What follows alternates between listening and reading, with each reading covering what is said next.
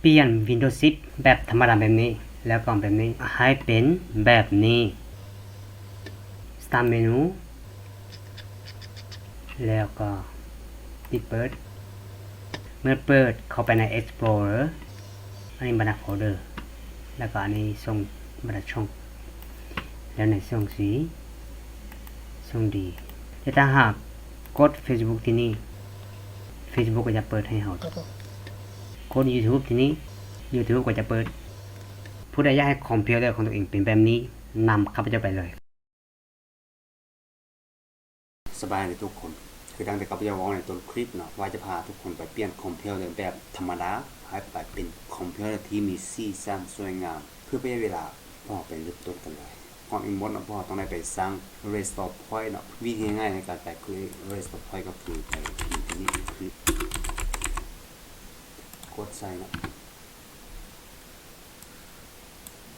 ถ้าว่าอยู่บนอย่างเป็น off อยู่ให้เขาไปที่ configuration นี้แล้วก็ไปติ๊กตัวเครื่องนี้เป็น on กด apply โอเคใส่จากนั้นให้มาตัว create รูปนี้แล้วก็สามารถใช้ที่สั่งเฮ็ดจังซี่ก็ได้ใส่ซิมแบบนี้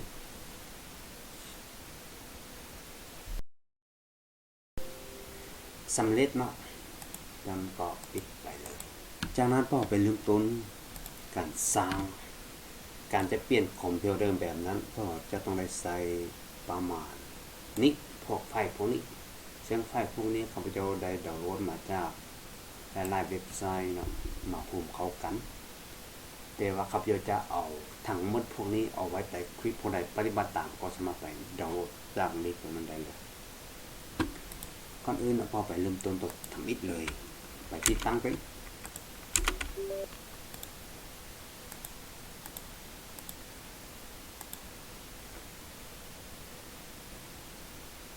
เน็กแล้วก็ปิดคอมพิวเตอร์หลังจากที่พวกเรา restart คอมพิวเตอร์ขึ้นมาไปสืบต่อติดตั้งส่วนที่เหลือไปที่ช่องนี้เนาะอันที่ช่องนี้ให้ copy theme พวกนี้นะไปไว้ในช่อง C Windows แล้วก็ Resource แล้วก็ใน Team ให้วางลงที่นี่เลยจากนั้นก็สามารถไปนำไซต์ได้ไปที่หน้าจอก็คือ Personalize พวกนี้พวกที่มาใหม่นะที่พ่อเพิ่มเข้าไปเมื่อกี้นี้ก็จะเอา OS Raw Dark นี่เนาะ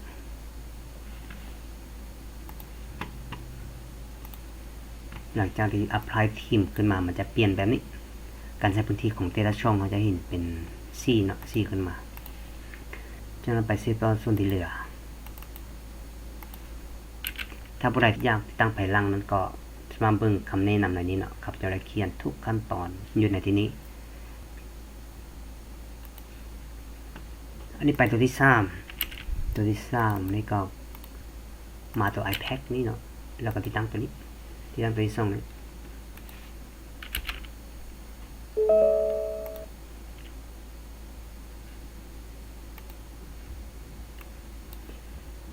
accept แล้วก็ไปต่อทีนี้สามารถไปต่อได้เลยให้กด yes คือกันเพราะว่ามันจะสร้าง restore point เอาไว้กด finish ได้เลยพอไปกวดมันมีอย่างเปลี่ยนแปลงเนาะหลังจากติดตั้งตัวที่แล้วนี่ก็คือแบบนี้ทุกอย่างมาเป็นสีดังที่เห็นนี้เลยเป็นสีอันนี้เป็นตัวก้อนหน้านี้เนาะแล้วก็ตัวนี้เป็นตัวที่หากว่าที่ตั้งผ่านมาเนี่ยมาเปลี่ยนเป็นสีแบบนี้ซึ่งตัวที่เหลือก็คือตัวที่3นี่เนาะตัว All New Explorer นี่ตัวนี้แม่นเปล่า copy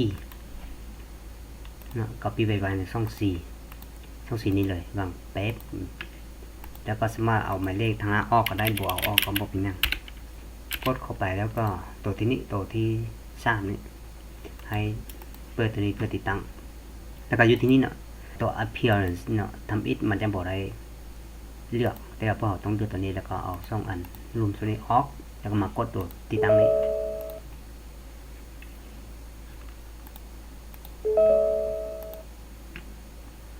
ก ก็ถือว่าสำเร็จเนาะมันจะอยู่ในที่นี้ออกมาแบบนี้ก็ถือว่าสำเร็จ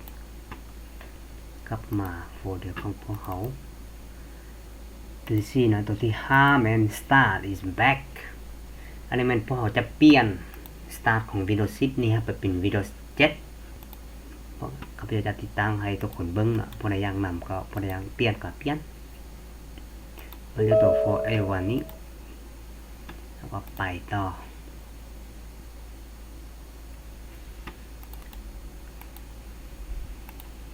กดติด configuration นี้ถ้าว่าสิเลือกเอา Windows 7นี่ก็ได้สิเอา Windows ตัวนี้ก็ได้เอาอันนี้ก็ได้เอาอันนี้ก็ได้เดี๋ยวนี้ครับจะสมมติเอา Windows 7แล้วก็มา apply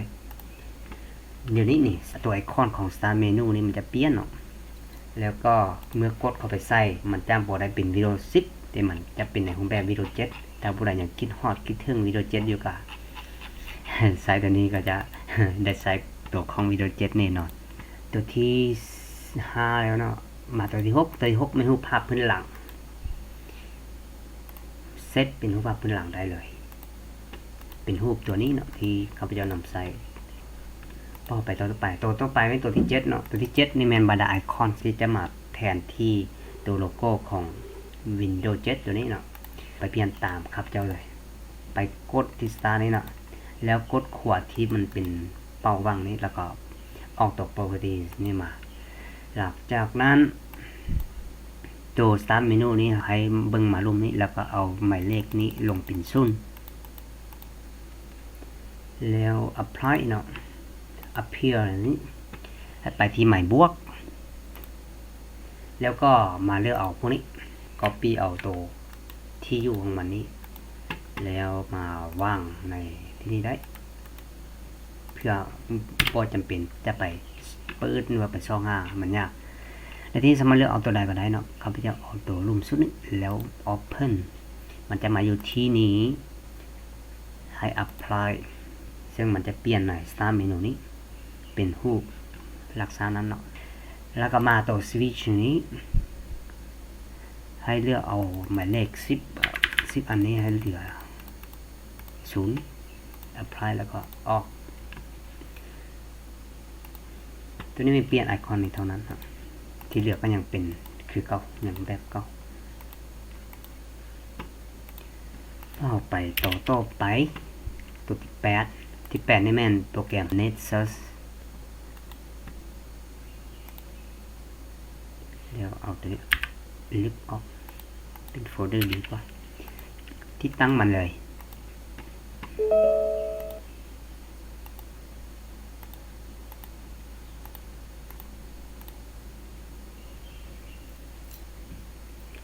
อันนี้ให้เอา launch นี้ออกเนาะแล้วก็ไม่ต้องเปิดมันจากนั้นพอกลับมาตัวที่3เปิดอันนี้แล้วก็มี dock พวกนี้แล้วก็ตัวพาราโนอยด์2.0นี้ให้ copy เอาโฟลเดอร์ตัวนี้เนาะไปวางใน document แล้วก็ WinState ตัวนี้เปิดเข้าไปแล้วก็มีตัว backup นี่ให้วางตัวพาราโนอยด์2.0นี้ลงในตัว backup จากนั้นก็กลับมาตัว3นี่คือเขาให้ copy ตัวไอคอนนี้เนาะ Candy นี้ Candy ไอคอนนี้ copy มันไปไว้ในช่อง4หลังจากที่วางอยู่นี้ก็กลับไปในไฟล์ของพวกเราเนาะแล้วมาตัวที่ dock นี้เนาะให้เบิ่ง dock ตัวนี้จะมีไฟล์ตัวนึงอยู่นี้เนาะ copy เอาที่อยู่ที่นี้แล้วก็มาเปิดโปรแกรม Nexus นี่เนาะเนี่ยเป็นไอคอนของ Nexus ให้มากดตัว Nexus นี่เนาะเพื่อเปิดการตั้งค่าของมันแล้วก็มาที่ Advanced ลงมาตัวที่ Restore นี่แล้ววางตัวที่พวก copy เมื่อกี้นี้วางใส่นี้แล้วก็ Enter มันจะออกไฟล์เมื่อกี้มาที่นี่เนาะให้เลือกแล้วก็ Open Apply แล้วก็โอเค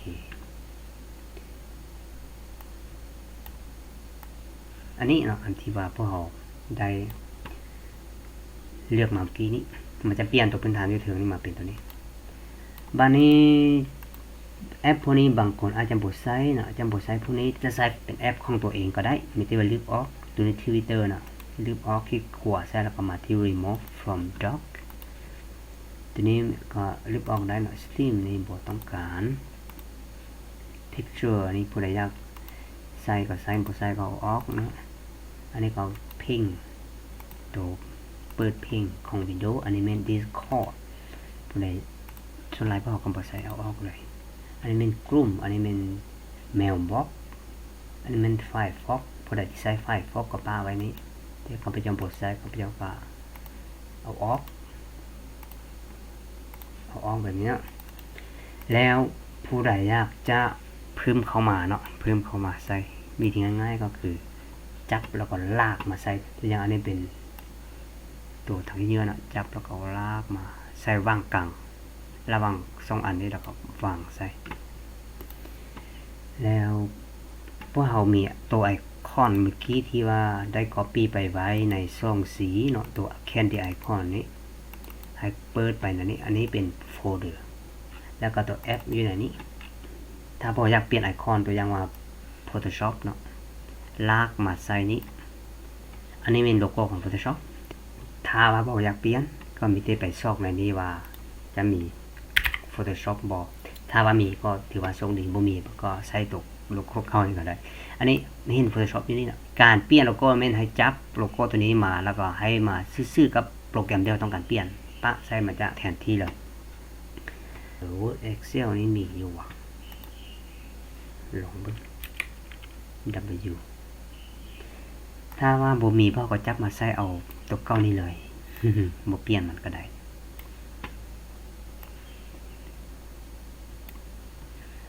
อันนี้เป็นแอปนะหรือว่าโปรแกรมแล้วโฟลเดอร์อยู่นี่พ่อสามารถเพิ่มโฟลเดอร์มีแต่กดเข้าไปแล้วก็ insert item แล้วก็ new item นี้มาที่นี่ให้เลือกเป็นโฟลเดอร์อยู่ถึงแล้วก็เขียนชื่อโฟลเดอร์ตัวอย่างว่าครับจะใส่เป็น document มาในนี้ไฟล์ item นี้ให้ไปที่ document เนาะแล้วก็กดโอเคอีกทีนึงมันจะมาเป็นโฟลเดอร์แบบนี้เนาะอันนี้เป็นโฟลเดอร์พื้นฐานแต่พอเรามีไอคอนในนี้เพื่อเปลี่ยนบ่เอาตัวพื้นฐานนี้อันนี้เป็นโฟลเดอร์ของ document ลากคือกับการใส่โลโก้ของโปรแกรมเลยลากมาแล้วก็วางใส่เขาจะไปเพิ่มเป็นดาวน์โหลดเนาะอันนี้ก็โฟลเดอร์ขึ้นกันเป็นดาวน์โหลดแล้วก็ไฟล์ไอเทมดาวน์โหลดแล้วก็มาโอเคมันเลยเดี๋ยวนี้มีดาวน์โหลดตรงนี้ไอคอนดาวน์โหลดมาจับแล้วก็วางใส่ผู้ใดต้องการแนวอื่นก็ใส่ได้แต่ว่าตัวนี้ตัวทำอิทนี่แม่นตัว PC อยู่แล้วเพราะฉะนั้นพวกผมบอกจำเป็นจะเพิ่มกดอันนี้มันจะเปิดพิเศษของพวกผมมาตัวไอคอนของทางพิเศษนี่ก็คลิกขวาใส่แล้วก็มาตัว empty recycle นี่ก็ลึกคีย์อยู่ข้างในเช่นเดียวกันแอปในโปรแกรมหรือว่าโฟลเดอร์ในนี้นะพวกเราสามารถซับบอลหรือว่าเปลี่ยนย้ายบอลมันก็ได้โดยจะมาอีเมลอยากเอาลงลุ่มก็มีแต่จับแล้วก็เลื่อนลงแบบสิวางใส่แล้วก็มันจะซับให้เขา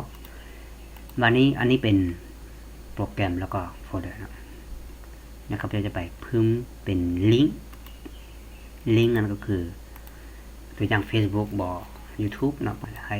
มาที่นี่แล้วก็มาที่ URL นี้ตัวนี้ให้พิมพ์ชื่อที่เขาต้องการเพิ่มอันนี้เป็นชื่อเนาะ URL นี้ผมสามารถพิมพ์ก็ได้พิมพ์ www แล้วก็ facebook.com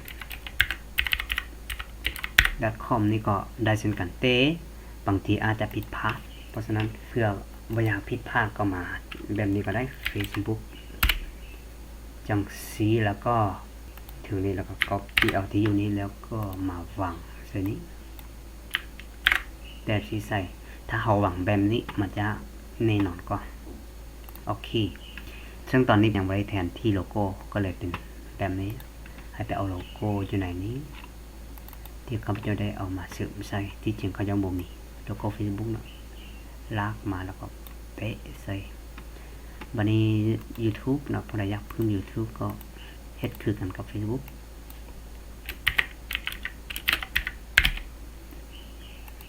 ตัวนี้เราจะมาไป copy เอา YouTube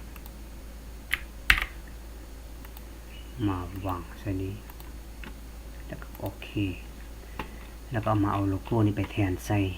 YouTube ผู้ใดจะเอาโลโก้ตัวนี้ก็ได้หรือว่าจะเลือกตัวอื่นก็ได้หลังจากที่เราเพิ่มแอปแล้วก็โปรแกรมต่างๆมาใส่ตัวนี้แล้วเราก็สามารถเอาพวกนี้ออกผู้ใดจะลบออกก็ได้เนาะหรือว่าจะใช้วิธีการเอาตัวนี้ออกเนาะก็คืออ่านโชว์บ่ให้มันแสดงก็ได้ในตัวนี้เนาะพวกเราจะกดเข้าไปในนี้แล้วไปใน position ตั้งค่านี่ก็ได้ตัวอย่างเดี๋ยวนี้มันเป็นลงตั้งแบบนี้เนาะผู้ใดอยากเอาลงควบก็มา horizon นี่ก็ apply มาจากนี้แล้วก็ลากเส้นนี้เลยจะใส่ถึงในระบบยังหรือใครจะมาคลิกขวดที่นี่เนาะในบอลว่างได้เนาะคลิกขวดที่นี่แล้วก็มา screen position นี่เนาะเราเลือกเอาพวกนี้ก็ได้อันนี้มันจะอยู่ถึงแล้วก็ให้ต้องคลิกในบอลว่างนี่มันจะออกมาอันนี้มันจะลงมาอยู่ลุ่มเนาะมันจะไปอยู่นี้แบบนี้แล้วอยู่ในที่นี้ก็มี effect นี่เนาะว่าให้มันแสดงอยู่ได้อันนี้ move over จะพูดแบบของที่ว่าเอาเมาส์ไปใส่แล้วมันให้มันมี effect ในใดเนาะสามารถเลือกเอาได้แล้วก็ในเวลาที่เขากดเนาะกดปึ๊บมันลุกมัน effect มันจะเป็นแบบนั้นเนาะพอเราอยากเปลี่ยนก็ได้เนาะมาที่ effect นี่แล้วก็มาที่ตัวที่ส่งเนาะ launch พอเราอยากเปลี่ยนเป็นรูปแบบอื่นก็ไปเลือกเอา